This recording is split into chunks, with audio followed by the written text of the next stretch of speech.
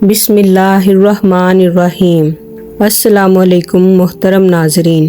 حضرت محمد صلی اللہ علیہ وآلہ وسلم کی پیدائش کے وقت اللہ تعالیٰ نے کئی عظیم اور معجزانہ واقعات ظاہر کیے جو آپ کی نبوت اور مقام کی دلیل تھے۔ یہ واقعات اسلامی تاریخ اور سیرت کی کتابوں میں درج ہیں۔ آپ کی پیدائش سے کچھ دن پہلے ابرہہ اپنے ہاتھیوں کے لشکر کے ساتھ خانہ کعبہ کو تباہ کرنے آیا، لیکن اللہ تعالیٰ نے ابابیل پرندے بھیجے جنہوں نے چھوٹے چھوٹے کنکر برسا کر اس کے لشکر کو ہلاک کر دیا، اور یہ واقعہ قرآن مجید میں سورۃ فیل میں بیان کیا گیا ہے۔ آپ کی پیدائش کے وقت خانہ کعبہ کو ہر طرح کے نقصان سے محفوظ رکھا گیا۔ یہ اس بات کی نشانی تھی کہ یہ جگہ دین اسلام کا مرکز بنے گی۔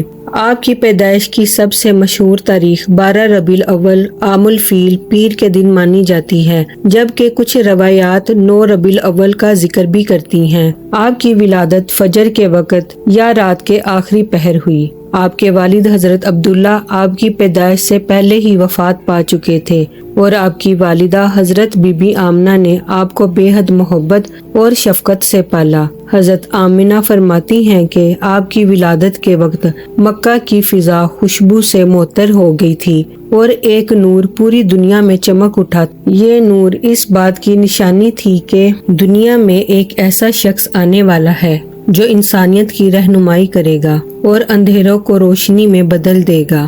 آپ کی ولادت کے وقت زمین پر کئی معجزاتی واقعات رونما ہوئے جو آپ کی عظمت اور نبوت کی نشانیاں تھے۔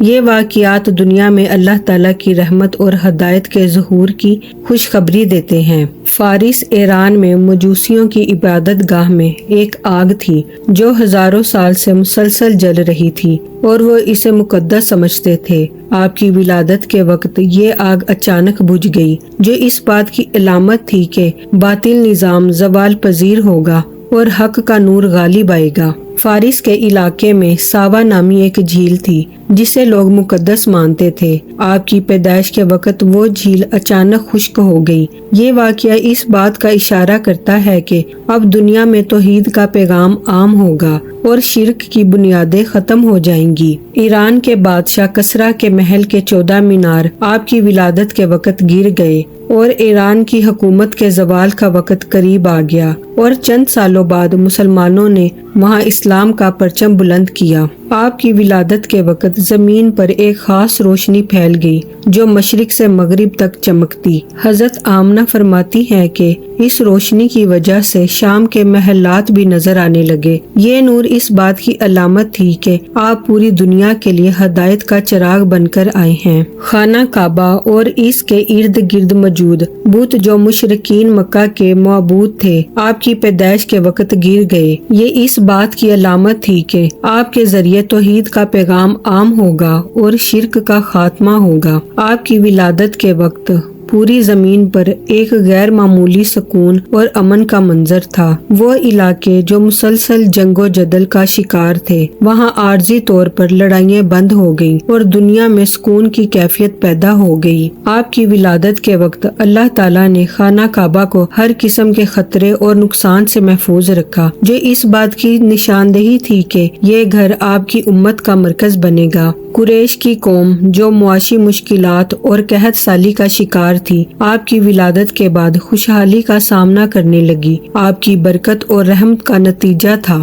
یہ تمام معجزات اس بات کی دلیل تھے کہ حضرت محمد صلی اللہ علیہ وآلہ وسلم کوئی عام شخصیت نہیں، بلکہ اللہ تعالیٰ کے آخری نبی ہیں اور دنیا کے لیے ہدایت کا ذریعہ ہیں۔ ان معجزات نے دنیا کو ایک نئی روشنی اور امید کی طرف رہنمائی کی۔ آپ کی پیدائش کے وقت شیطان اور جنات کو آسمان کی خبر گیری سے روک دیا گیا۔ آسمان سے ستارے ٹوٹے اور جھڑنے لگے، اور یہ واضح اشارہ تھا کہ اب وحی کا سلسلہ شروع ہونے والا ہے اور غیب کی خبروں تک شیطان کی رسائی ختم ہو جائے گی۔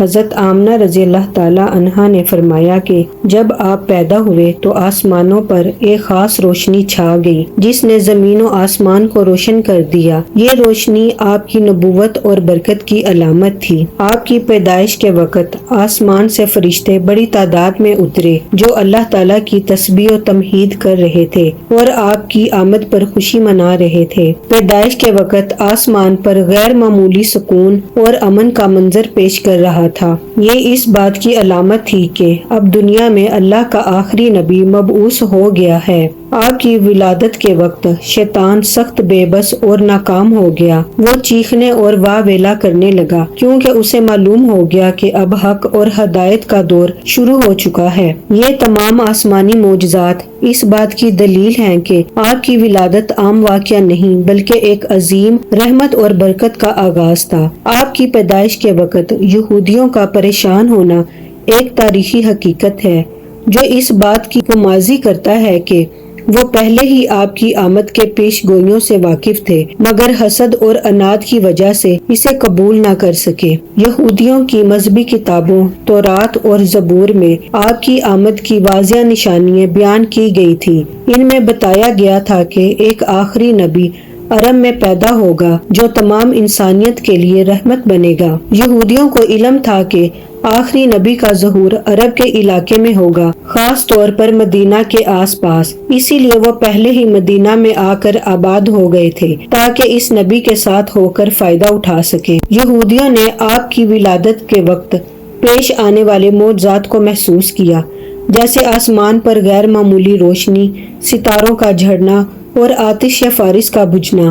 یہ تمام واقعات ان کے علم میں موجود پیش گوئیوں کی تصدیق کرنے لگے جسے وہ خوف زدہ ہو گئے۔ ایک روایت کے مطابق ایک یہودی عالم نے حضرت عبد المطلب سے پوچھا کہ آج رات کسی بچے کی پیدائش ہوئی ہے؟ جب عبد المطلب نے تصدیق کی تو اس نے کہا، یہ وہی نبی ہے جس کا ذکر ہماری کتابوں میں ہے اور اس کی آمد ہمارے لیے خطرے کی علامت۔ یہودی کو یقین ہو گیا کہ حضرت محمد صلی اللہ علیہ وآلہ وسلم وہی آخری نبی ہیں، لیکن چونکہ وہ بنی اسرائیل سے نہیں بلکہ بنی اسماعیل سے تھے، اس لیے انہوں نے حسد اور عناد کی وجہ سے آپ کی نبوت کو تسلیم کرنے سے انکار کر دیا۔ یہودیوں کا پریشان ہونا دراصل ان کے علم کی گواہی تھی کہ حضرت محمد ہی وہ نبی ہیں جن کی آمد کی پیش گوئی کی گئی تھی، مگر ان کے حسد اور اپنی برتری کے ظلم نے انہیں حق کو قبول کرنے سے روکا۔ یہودی اس بات پر یقین رکھتے تھے کہ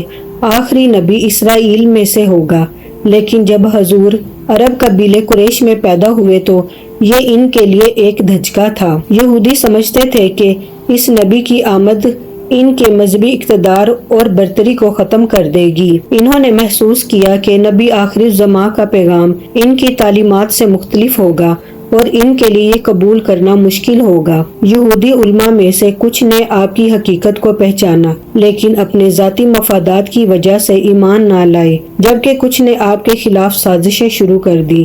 ان کی یہ پریشانیاں قرآن مجید میں بھی ذکر کی گئی ہیں، جیسا کہ سورۃ بقرہ میں اللہ تعالیٰ نے ان کے حسد اور عناد کا ذکر فرمایا ہے۔ مزید اسلامک ویڈیوز اور سبق آموز کہانیاں دیکھنے کے لیے ہمارے چینل کو لائک، شیئر اور سبسکرائب کریں۔